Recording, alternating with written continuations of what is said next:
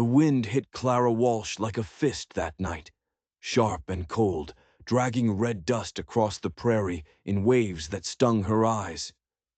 She huddled on the back steps of the abandoned mercantile, her 2 children pressed against her body, Thomas, barely 4, and little Sarah, still small enough to fit in the crook of her arm. They had nowhere else to go. Behind the shuttered windows above them, lamplight flickered. Someone was inside, someone with warmth, with food, with the power to help. But the door stayed locked. Clara had knocked, she'd begged. Her voice had cracked and broken until it was nothing but air. And still, the door never opened. That's when she understood something that would change her forever. People aren't kind just because you need them to be. Her husband Henry had left 2 months ago, said he was riding to Wichita to find work. She'd believed him. She'd kissed him goodbye and told him to be safe, told him they'd wait for him. But no letter came, no word.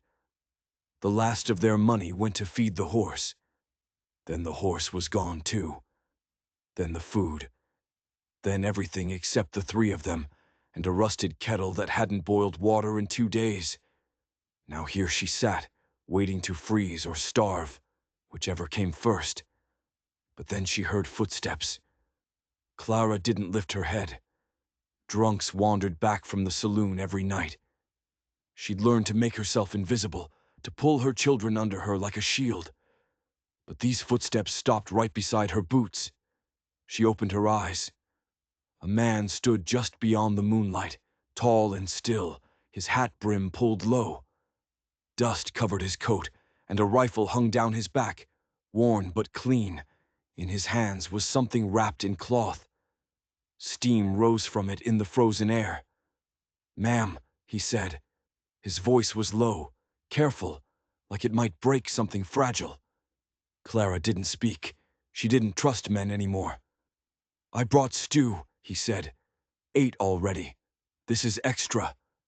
He crouched down and set the bundle on the stone beside her. The smell hit her immediately. Beans, potato, a hint of meat. Her stomach cramped so hard she thought she might vomit from hunger. "I don't want pity," she rasped, hating how small her voice sounded. "Ain't pity," the man said. "It's supper." He stood and waited, no sudden movements. His eyes were pale in the dark, something between green and gray, and they didn't shift away from hers. "My name's Elias Madden," he said. "I've got a place west of here, 4 miles out. Just me. Barn, some chickens, creek still running. You and the young ones can stay a while. You don't owe me anything." Thomas sat up, blinking. Elias looked down and gave a small nod, like he recognized something familiar in the boy's face. Clara's mouth moved, but no sound came out. She didn't trust men who offered help, not anymore. But her daughter was wheezing in her sleep, and the stew smelled like life itself. Her fingers trembled as she reached for it. Elias didn't watch her eat. He stepped back and turned slightly toward the street, as if giving her privacy. When she finished, carefully leaving half for the children, he said, "It'll freeze tonight. I got room for 3. She looked at her babies, then back at him. Her voice was barely louder than the wind. "All right." The wagon rattled even when it was standing still, but it held a tarp and wool blankets. When Elias helped her climb in, his hands didn't linger. He lifted Thomas like the boy weighed nothing and settled him beside his sister, tucking the quilt close around both. Clara sat with her back pressed to the sideboard, arms curled around her knees. She hadn't ridden in a wagon since her wedding day. Elias clicked his tongue, and the mule started off, hooves steady against the rutted earth. Town lights faded behind them, just 2 lamps from the saloon and 1 from the church, as if God had turned in early and left the light on by accident. They rode in silence. Clara couldn't speak. Her throat hurt from hunger and wind, and her pride felt like raw meat in her chest. She watched Elias from the corner of her eye. He wasn't young, Mid-30s maybe, not pretty. His face was weathered, his beard rough and uneven, like he shaved with a dull knife and didn't care if he bled. But something in his posture, calm, square, made her feel less like a stray dog. The prairie opened ahead, wide and black and humming. Wind carried the dry hush of grass and the faint howl of a coyote. The moon followed them like a quiet witness. By the time they reached his land, the children had fallen asleep again. The house was a one-story thing with a slanted roof, a porch, and a woodpile. Smoke curled faint from the chimney. Elias carried both children inside, one under each arm, careful as a priest with holy water. Clara followed, her steps uncertain. The inside smelled like cedar smoke and flour. The floors were clean. Simple furniture. A kitchen with a hand pump. A cast-iron pot still warm on the stove. He laid the children on a cot near the hearth and pulled the blanket tight. "You can have the bed," he said without looking at her. "It's clean. I'll take the cot."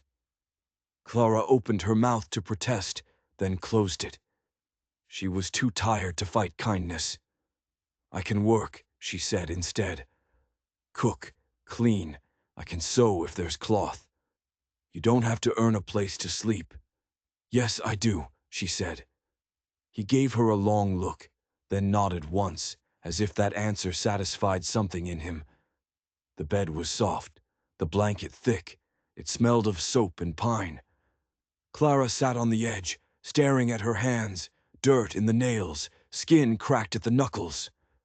Her wedding band still clung to her finger, but it meant nothing now. Just a piece of metal that remembered a lie. She didn't cry. Not yet. In the other room, Elias set the kettle on for tea. She heard the scrape of a chair, the soft thud of boots removed, then the silence of a man who lived mostly without sound. That night, for the first time in weeks, Clara slept deep and dreamless. The next morning she woke to the smell of coffee and eggs and the murmur of children laughing by the stove. Elias was bent over the skillet, sleeves rolled, hair damp from washing. He looked up once, nodded. Morning. And just like that, something shifted. Small, but real. By the end of the first week, Clara knew the rhythm of Elias Madden's days. He rose early without noise and lit the stove with practiced hands. Breakfast was simple. Cornmeal, eggs when the hens cooperated, bacon if he'd been to town. He moved with the quiet of a man long used to his own company, but he always made enough food for 4. Every morning, Clara swept the floor before the sun had fully broken the horizon. She gathered water, shook out quilts, scrubbed pots till her hands stung. Work steadied her, gave her back the weight of her name. She didn't speak much, but Elias didn't seem to need speech. He passed her tools or plates without explanation, as if she had always been there. He had carved a narrow garden bed behind the house, its soil dark from ash and manure. She found her hands there in the afternoons, digging, clearing rock. Sarah sat nearby in the grass with a doll Clara had sewn from an old pillowcase. Thomas followed Elias to the barn most mornings, his small voice a nervous thread amid the clatter of tools. "Hold the hinge steady, boy. That's it." The words were plain, but Thomas stood straighter when Elias spoke them. By the second week, Clara had washed every window in the house. She mended a dozen socks, cooked the same dry beans in new ways. Elias brought her flour, a sack of salt, once even apples. He left them on the table without comment. She didn't ask how he paid for them. She didn't ask anything. But questions lived in her, quiet as fire beneath coals. At night, after the children had curled into the cot with soft breath and dream-twitched fingers, she sat on the porch steps, arms wrapped around her knees. Elias would sometimes sit near, not beside her, not quite, but close enough for warmth to pass between them. One night she asked, "Why did you stop?" He didn't turn. I saw you there on the steps. Didn't seem right. You and the kids sleeping like dogs. Plenty of others saw. They did nothing. He didn't answer that.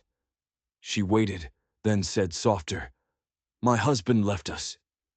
Elias nodded slow. "Mine died 5 winters ago."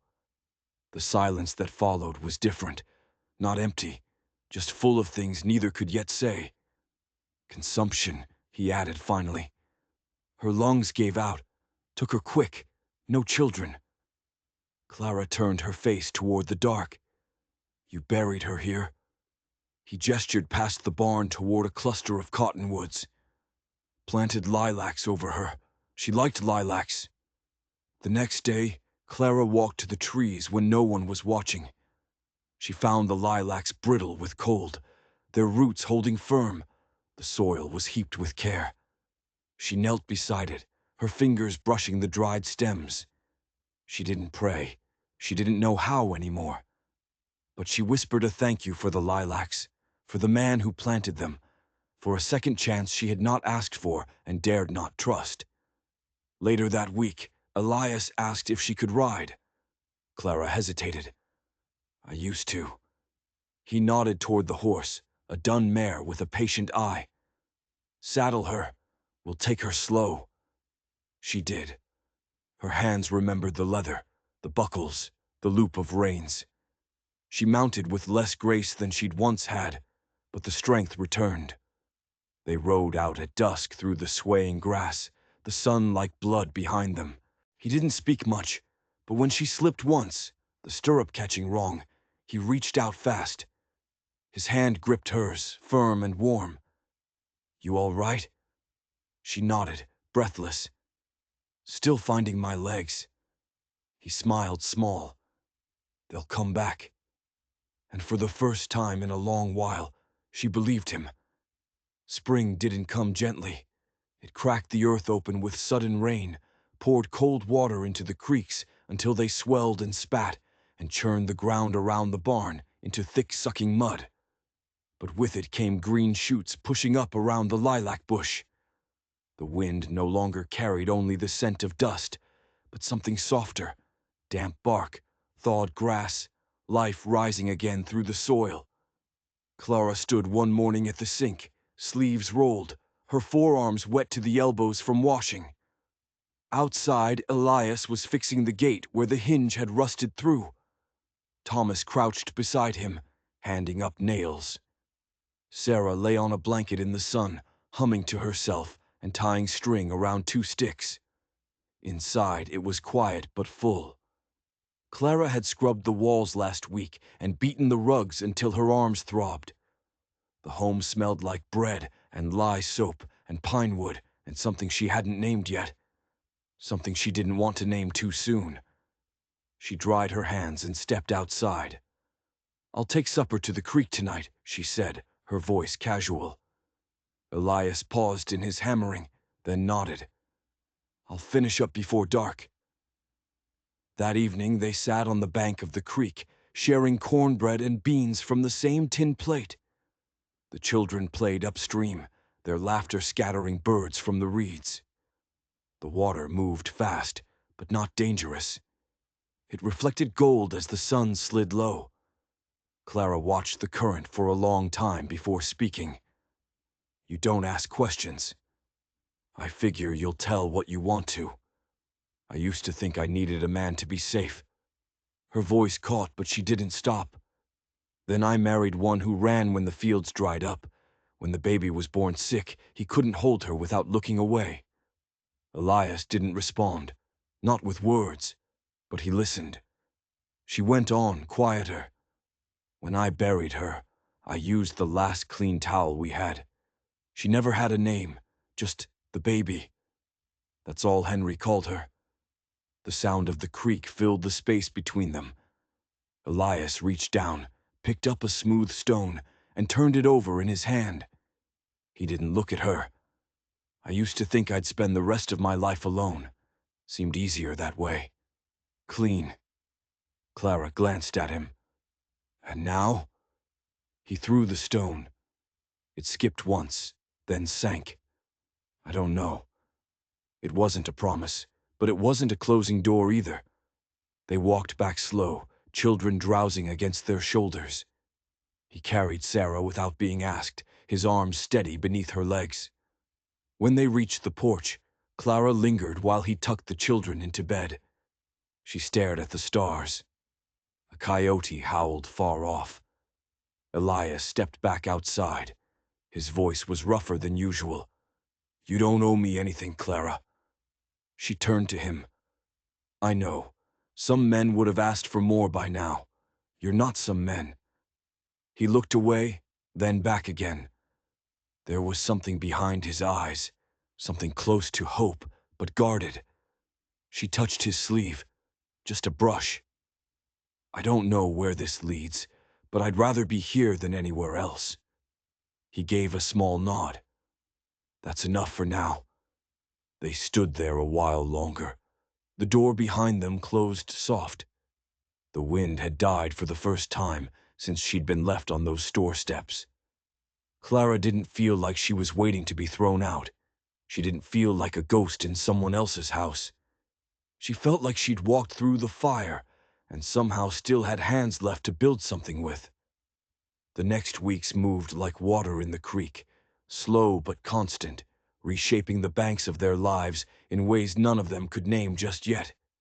Clara took to the land like a woman born to it. She patched the chicken coop with scrap wire, planted onions in tight, hopeful rows, and sewed curtains from flour sacks, hanging them in the kitchen windows so the wind wouldn't carry the dust in so easy. Her hands stayed busy, but her voice, once quiet from fear, began to return. Not loud, not eager, but sure. She hummed while kneading bread. Read aloud to the children in the evenings, with a steadiness that settled them. She called Elias in for supper, with a firm tone that allowed no refusal. Elias, for his part, was changing too, not in ways loud or sudden, but real. He started shaving more often, wiping his boots before coming inside. He asked Thomas about letters, taught him how to tie a proper hitch, and left his tools out just long enough for the boy to sneak in and help before being invited. Once Clara caught Elias watching her while she stitched near the fire. He didn't look away. She didn't either. Still, nothing had been said out loud. There were no promises. Just shared space and shared effort, and something building so slow and real it didn't need naming. Until the day Henry Walsh came back. It was mid-morning. Clara had just pulled a loaf from the oven when the sound of hooves stirred the dust outside. Elias was splitting logs. Thomas was feeding the chickens. Clara stepped out, drying her hands on her apron.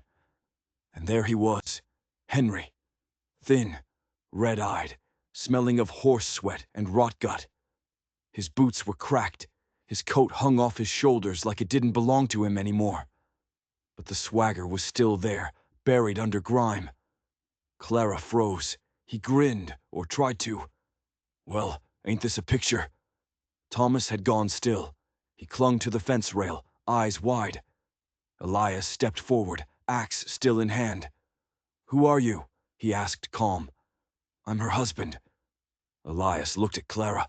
She felt her throat close, but she forced the words out. "You were. Not anymore," Henry scoffed. "Law says different. You still wearing that ring, girl?" He took a step closer. Elias did not move. "You left us," Clara said. Her voice shook, but she did not lower it. "You left me with 2 mouths to feed and no money. You never wrote, never came back. You don't get to show up and speak like you still have claim. I'm their father. Then act like one." Henry's eyes flashed. "This your new man?" He nodded toward Elias. "You letting him keep you warm now?" Elias didn't speak, but he shifted his weight just enough that Henry noticed the axe again. "I should take my family," Henry muttered. "They belong with me." Clara stepped in front of the door. They belong where they are safe. Something in Henry's face cracked then.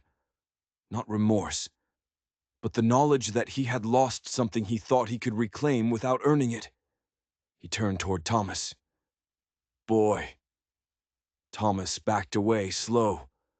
"I ain't going with you," the boy said, voice barely above a whisper. Henry looked at Elias one last time. Elias hadn't moved. He didn't threaten, just stood there like a wall built from all the quiet strength Clara had come to rely on. Henry spit in the dirt. "This ain't over." He turned, climbed onto his horse, and rode off. The dust settled behind him. Thick, bitter. Elias let out a breath, set the axe down.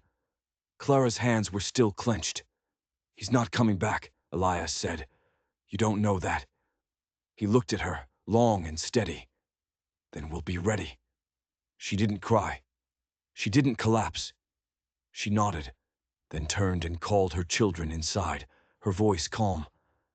Later that night, after the house had gone still, Elias poured her a cup of coffee and sat across from her at the kitchen table. "Don't let him take up space in your mind," he said. "I won't." Elias reached across the table and took her hand, not just to comfort but to connect, to say without speaking, "You're not alone anymore." Clara squeezed his fingers once, then held on. The days after Henry's return came quieter, as if the wind itself was holding its breath. Clara moved through her work with precision, but a new tension had crept into her steps. A weariness that hadn't been there before. Every hoofbeat in the distance turned her eyes toward the road. Every creak of the gate made her reach for the children. Elias noticed. He didn't say much, he never did, but he made small changes. Reinforced the barn doors. Hung a lantern by the porch that burned through the night. Moved his rifle a little closer to the front door. When she woke one morning to find fresh footprints near the creek, not his, not Thomas's, he didn't hesitate. He saddled the horse and rode to town. He came back with paper. 2 days later, Clara signed a sworn statement in front of the town judge, who'd known Elias since boyhood. Her hand shook as she wrote her name. She hadn't held a pen in months. The paper gave her no divorce, not by the letter of the law, but it was enough to file a protective claim. Enough to say she belonged elsewhere now. That night she sat on the porch with Elias after the children had gone to sleep. The stars were sharp again. Spring had softened the air, and the grasshoppers sang low in the fields. "I feel like I'm stealing something," she said, voice barely louder than the wind. "You're not." She didn't look at him. "I thought it'd take years to feel like I could belong somewhere again." "It doesn't take years," he said. "Just truth and someone who sees you." Silence passed between them like a river. Deep, steady. Then she asked, "What did you want before all this?" Elias tilted his head, thoughtful. "Didn't think much on it. Just got through each day. But lately, he paused. "I started sketching plans for a second room. Thought maybe the boy could use a proper place to sleep." Clara smiled. "Just a little." "That's it?" He nodded. "What else?" "I've got seed saved. Enough to try a field. Wheat, maybe. Not much, but it's something." Clara turned toward him. "And what would you want it all for?" Elias met her eyes. "A family. Not the kind that stays out of duty or law. The kind that chooses to stay." Her breath caught. He stood slow and reached into his pocket. Pulled out a ring. Not new, not fine. It looked hand-shaped. The metal dulled by time, but clean, cared for. "This was my mother's. She wore it until the day she passed. I ain't asking for an answer right now. But when you're ready." He set it on the table beside her and went back inside. Clara didn't touch it. Not then. She sat there long after the house had gone quiet, staring out over the land that no longer felt borrowed. Her hands rested in her lap, still and full of heat. And in her chest, something opened.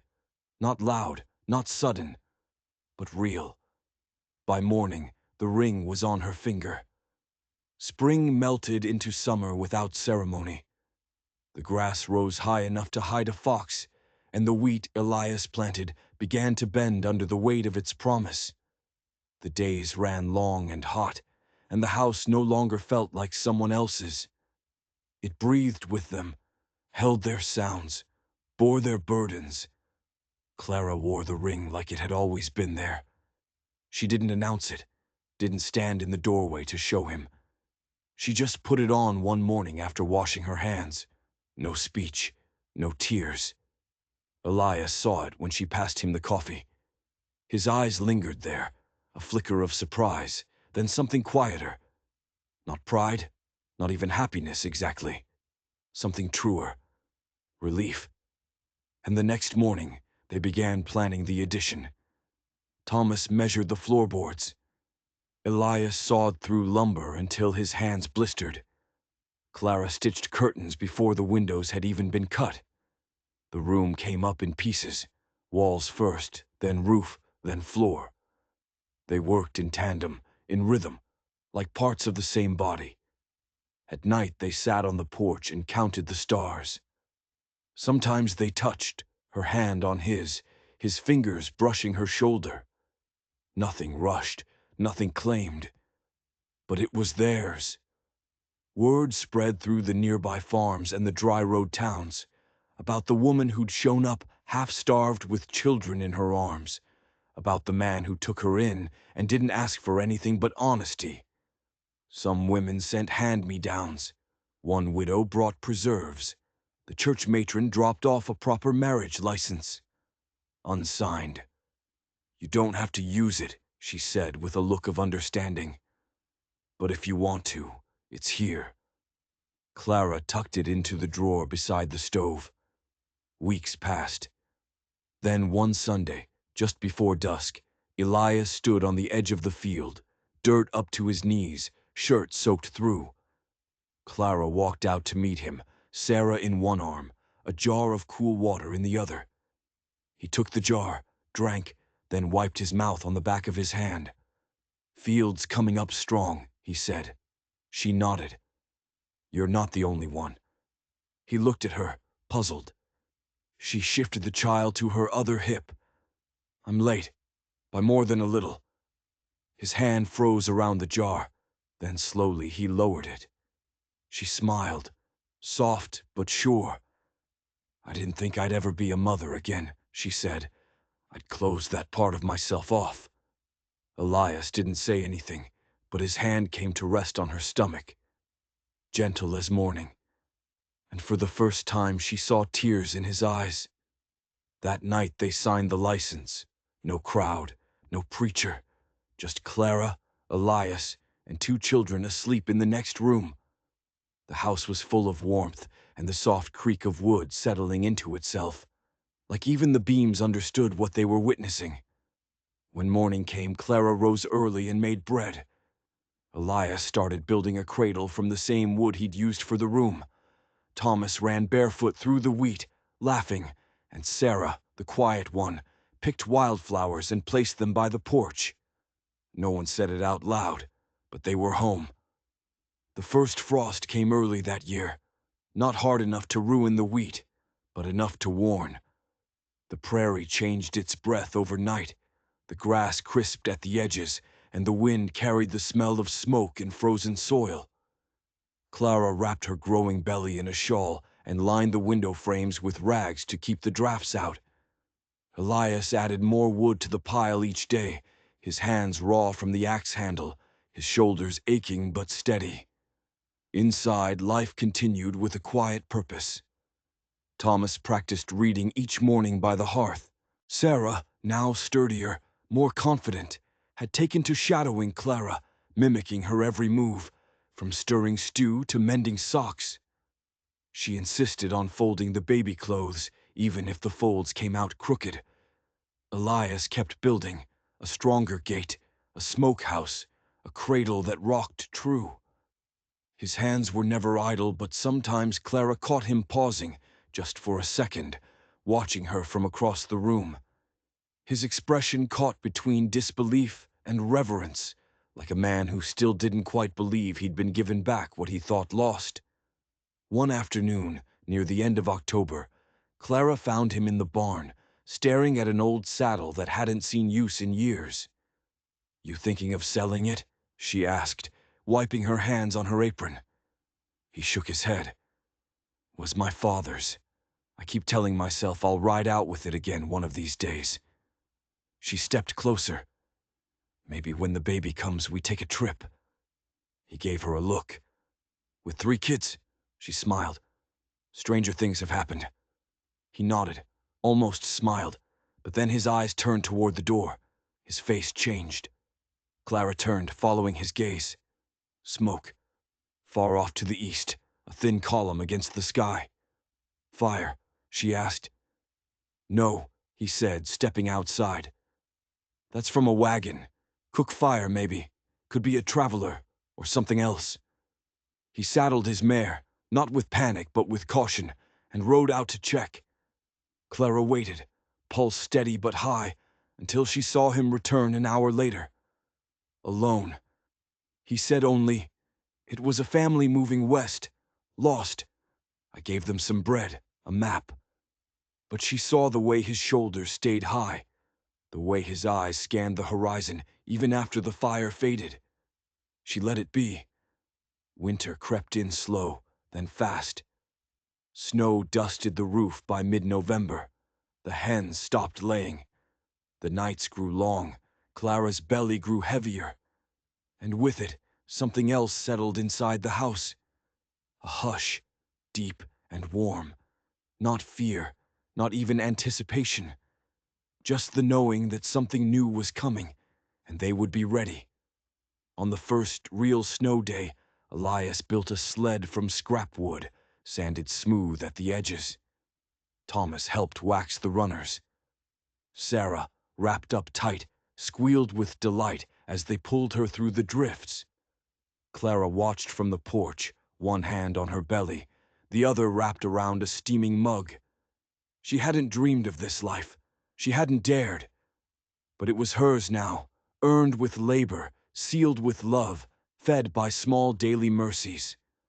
That night, Elias knelt beside the bed, kissed her knee, and whispered into her skin, "I will never leave." She didn't cry. She simply placed her hand on the crown of his head and let the silence speak for her. The baby came on a windless night in January, when the snow lay thick against the windows and the world outside seemed to hold its breath. It started with a low pain, a slow tightening that woke Clara just past midnight. She sat up, breath sharp, hand pressing instinctively to her stomach. Beside her, Elias stirred but did not speak. He didn't have to. He was already moving, lighting the lamp, setting the water to boil, waking Thomas with a firm hand on his shoulder. No panic, no noise, just purpose. Clara bore down into the pain without complaint. Her body remembered what to do. Even after all the years, even after the grief. This child was not a second chance. It was not redemption. It was something simpler, something clearer. A beginning. Sarah brought warm cloths, her little face tight with worry, and Elias moved in and out of the room, steady as stone. The midwife they'd spoken to weeks ago had never made it through the snow. Clara didn't ask for her. She didn't want anyone else. When the time came, she gripped the edge of the bed frame and leaned into the fire of it, sweat running cold down her back. And then it happened. Sudden, like a thunderclap after silence. A cry, high and angry and alive. Clara's breath broke. She reached out and Elias placed the child into her arms with a reverence that stole her words. A boy, his skin ruddy, his fists tight, his eyes closed, but his mouth wide, as if demanding the world bend to him already. She laughed, then wept, not from fear, not from pain, but from something she couldn't name, something whole. Elias sat beside her, brushing hair from her damp brow. "You did it," he said, voice rough. "No," she whispered. "We did." The children crept close, barefoot and blinking. Thomas reached out, then pulled back, unsure. "Go ahead," Elias said. "He's yours too." Thomas touched the baby's foot like it might vanish.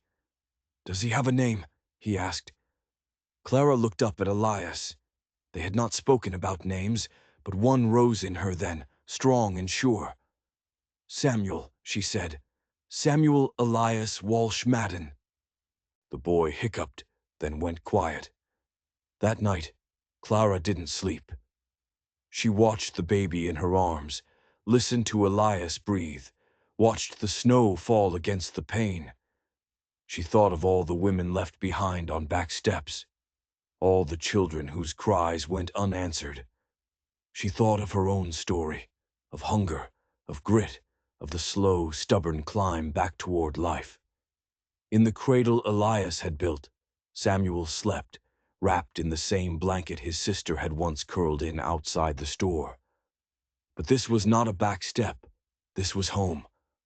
Outside, the wind shifted, the trees bowed low, and inside, the house full of warmth, full of breath, the future unfurled one quiet minute at a time. Clara closed her eyes and dreamed without fear. If this story moved you, don't forget to subscribe. There are more tales where mercy defies the rope and love outlives the law. Hit that button and carry these stories with you into the next.